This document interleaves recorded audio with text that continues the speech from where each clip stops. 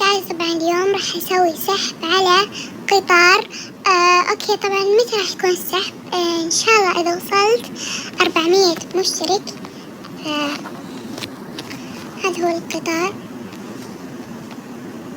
هو من تحديد الهدايا اللي فات يعني نادر. هذا هو حيل حلو ويعني يساعد الأشخاص كثير، فمرة يساعدك لما كنت بتروح مكان، يساعدك مرة، ويكون خصوصا معاك أصدقائك، يساعد كثير ناس. هذا هو شوف كبير مرة ضخم. طبعا وصلوني 400 مشترك بأقرب وقت عشان أسوي سحب عليه. هذا هو كله كامل.